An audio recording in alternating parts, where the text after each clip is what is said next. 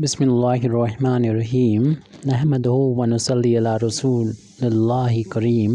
ये problem differential equation के linear differential equation with constant coefficient chapter से है, क्योंकि यहाँ पर देखने की कांस्टेंट कोफिशिएंट है 1 यहाँ कांस्टेंट कोफिशिएंट है। लीनियर इसलिए क्योंकि ये फोर्थ ऑर्डर का डिफरेंशिएशन, ये इसको ऐसे भी लिखा जा सकता है, यानी फोर्थ बार डिफरेंशिएशन कर रहे हैं वाई का विद रिस्पेक्ट टू एक्स। यहाँ पर वाई डिपेंडेंट वेरिएबल है और एक्स इंडिपेंडेंट वेरिएबल है, और इस दोनों देख रहे हैं कि फोर्थ ऑर्डर के जो डिफरेंशिएशन है उसकी पावर भी 1 है और यहाँ पर भी पावर इसकी 1 है, इसलिए ये लीनियर है। जब 1 पावर होती है तो लीनियर डिफरेंशियल इक्वेशन कहलाता है ये, और विद कांस्टेंट कोफिशिएंट, यानी यहाँ पर कांस्टेंट कोफिशिएंट 1 है।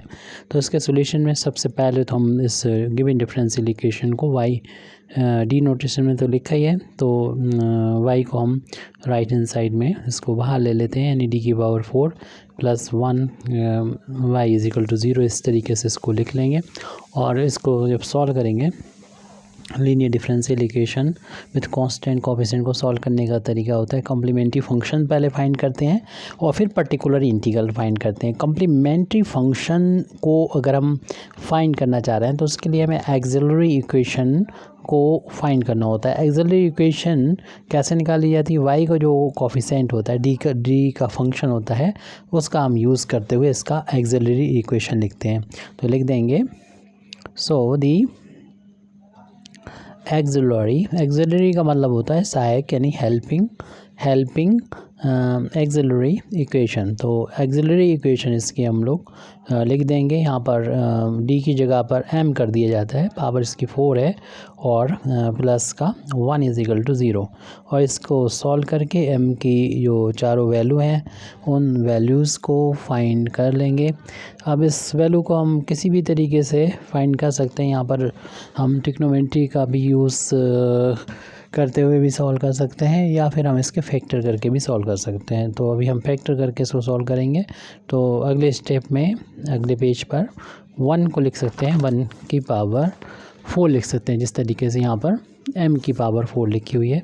तो m की पावर 4 है और इसी तरीके से इसको 1 की पावर 4 लिख सकते हैं, सिमेट्रिकल हो जाएगा ये। और उसके बाद यहाँ पर हम इसे होल स्क्वायर यानी परफेक्ट स्क्वायर बनाने के लिए इस m स्क्वायर को लिख सकते हैं, m स्क्वायर का होल स्क्वायर, और इस 1 को लिख सकते हैं 1 का स्क्वायर। हालांकि ये 1 की पावर 4 भी बन रहेगा और ये भी वैल्यू 1 ही रहेगी, लेकिन अब होल परफेक्ट स्क्वायर करने के लिए इन दोनों के इंटू का ट्वाइस की हमें ज़रूरत है, यानी 2 times m square into 1 square की ज़रूरत है। यानी इतना हमने अपनी तरफ से ऐड किया है, इतना जोड़ा है, तो इतना हमें माइनस भी कर देना चाहिए। यानी कितना ऐड किया है 2m स्क्वायर, क्योंकि ये तो 1 है तो इतना ही माइनस कर देंगे, यानी 2m स्क्वायर को हमने माइनस कर दिया। राइट हैंड साइड में 0 था वो चल रहा है, ये टर्म ये हो गया, ये हो गया, ये दोनों इक्वल हैं, कैंसिल हो गए, जितना था उतना आ जाएगा। लेकिन ये तीनों टर्म शुरुआत के मिल के हमें बना देंगे, इसका होल स्क्वायर बना देंगे हमारे लिए, m स्क्वायर प्लस 1 स्क्वायर का होल स्क्वायर बन जाएगा। और यहाँ पर ये इसको लिखा जा सकता है, अगर हम होल स्क्वायर करके लिखना चाहें 2 का भी स्क्वायर हो जाएगा और m का भी स्क्वायर हो जाएगा, तो इसे होल स्क्वायर करके लिख देंगे।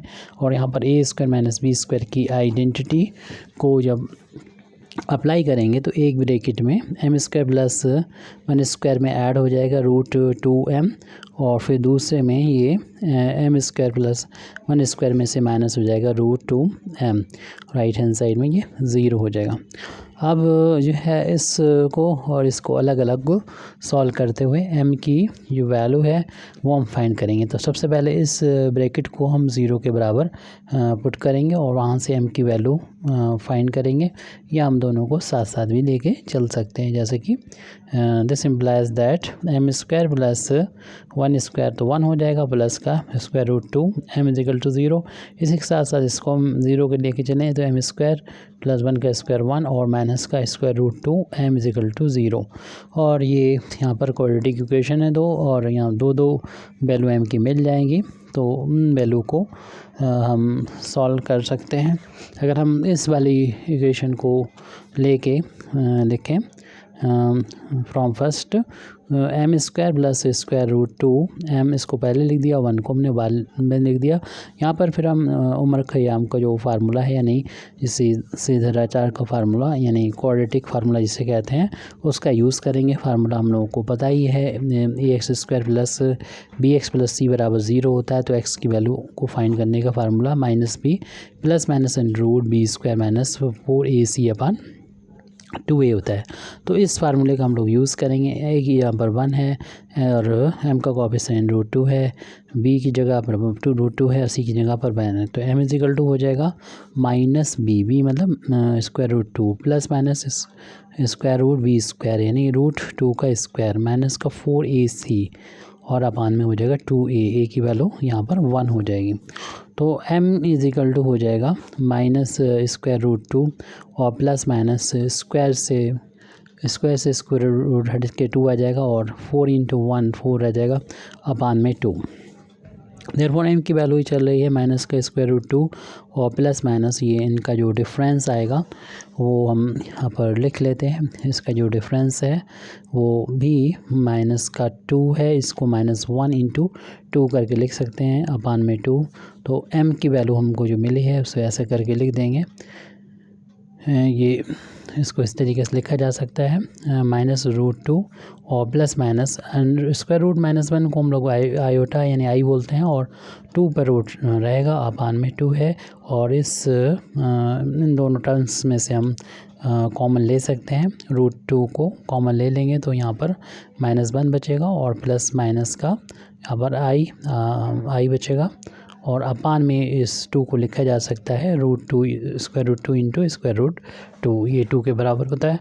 एक स्क्वायर रूट 2 से स्क्वायर रूट 2 कैंसिल हो जाएगा तो m की वैल्यू मिल जाएगी माइनस 1 और प्लस माइनस आई अपान में स्क्वायर रूट 2। अब इसको हम यहाँ से अलग अलग सेपरेट करके इसको यहाँ पर लिख सकते हैं। तो m की जो वैल्यू है हो जाएगी, इसको सेपरेट करके जब लिखेंगे m equal to minus 1 upon square root 2, ये रियल पोर्शन हो गया, रियल पार्ट हो गया। और i का जो कोएफिशिएंट होता है उसे इमेजिनरी पार्ट बोलते हैं। ये i को कोएफिशिएंट हो जाएगा 1 का इधर इंटू मान लें तो 1 अपान स्क्वायर रूट 2। तो ये रियल पार्ट हो गया और ये इमेजिनरी पार्ट हो गया। m की ये वैल्यू हो गई। हम एक इक्वेशन को हमने लिया था, इसको सॉल्व किया तो m की 2 वैल्यू मिल गई। अब दूसरे इक्वेशन लेंगे, इसको सॉल्व करेंगे, यहाँ से m की 2 वैल्यू और हमको मिल जाएंगी। तो अब दूसरे इक्वेशन को लेके हम यहाँ पर इसको सॉल्व करने की कोशिश करेंगे। तो ये हो गया एम स्क्वायर प्लस माइनस का रूट 2, m को पहले लिख दें 1 को बाद में लिख दें। ये भी क्वाड्रेटिक इक्वेशन है जिसकी कंपेयर करेंगे इससे और क्वाड्रेटिक फार्मूले का यूज़ करते हुए m की दोनों वैल्यू को फाइंड करेंगे। तो फार्मूला होता है माइनस बी मतलब स्क्वायर रूट 2 हो जाएगा plus minus square root B square यानी माइनस 2 का बी स्क्वायर माइनस का 4ac अपान में 2 इंटू ए की वैल्यू 1 है क्योंकि m स्क्वायर का जो कोएफिशिएंट है यहाँ पर 1 है। तो m इजिकल टू ये माइनस माइनस हो जाएगा प्लस का स्क्वायर रूट 2 और प्लस माइनस माइनस का स्क्वायर प्लस हो जाएगा, स्क्वायर से रूट हट के 2 आ जाएगा माइनस का 4 अपान 2।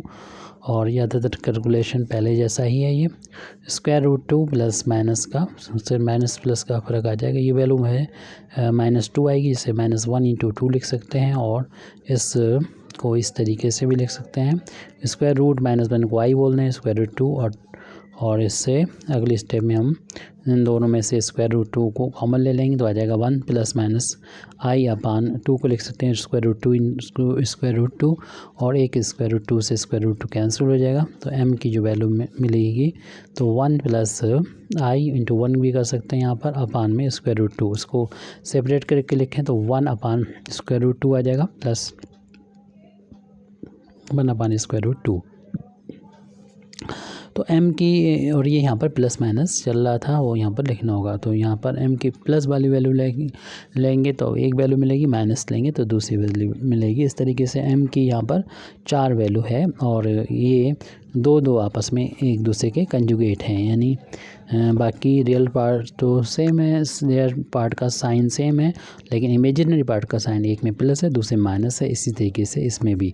तो m की जो हमें अभी चारों वैल्यू मिली हैं उसको हम एक साथ तो लिख देंगे। لیکن ان دو ویلو کے یوز سے ہم فارمولے کا یوز کرتے ہوئے اس کی کمپلیمنٹری فنکشن ڈفرینشیل ایکویشن کی لکھ دیں گے. یہ دو ویلو ہیں ایم کے, پلس مائنس سائن لیں گے تو دو الگ الگ دو ویلو مل جائیں گے.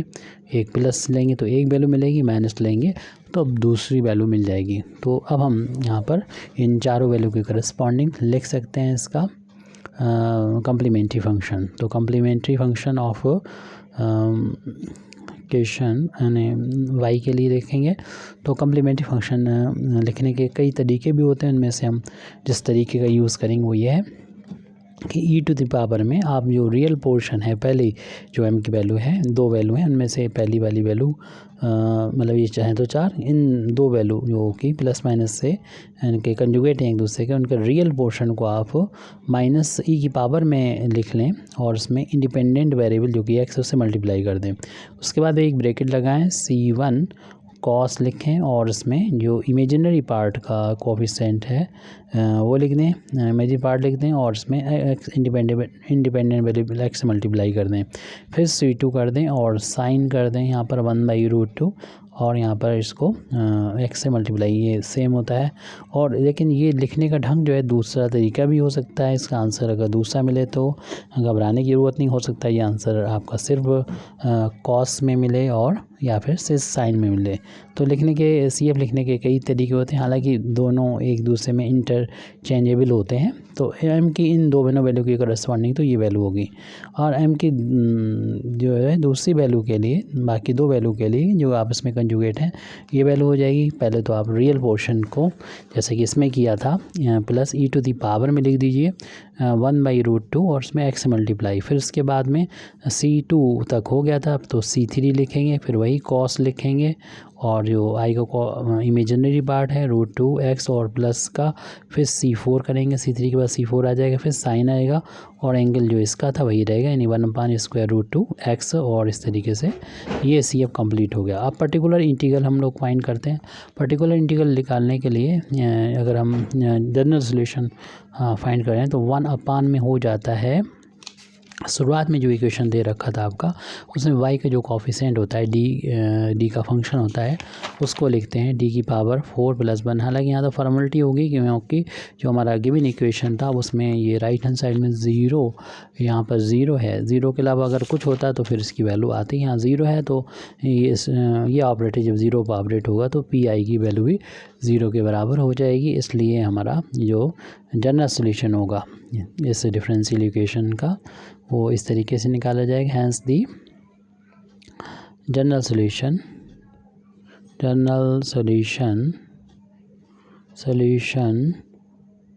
آف گیون ڈفرینشیل ایکویشن از, تو یہ نکالتے ہیں y = کمپلیمنٹری فنکشن کو اور پرٹیکولر انٹیگرل کو ایڈ کر دیتے ہیں. حالانکہ اب differential equation right hand side میں 0 تو جو کمپلیمنٹری فنکشن ہوتا ہے وہی جنرل سولوشن کہلاتا ہے.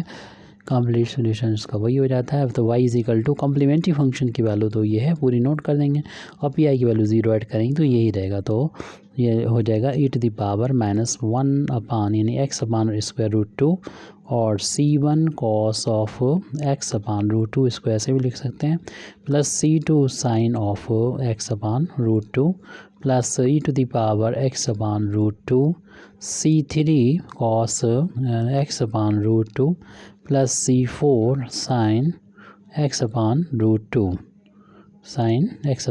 اس طریقے سے یہ پرابلم جو ہے وہ کمپلیٹ ہو چکی ہے. Thank you very much indeed for listening می. وآخر دعوانا الحمدللہ رب العالمین.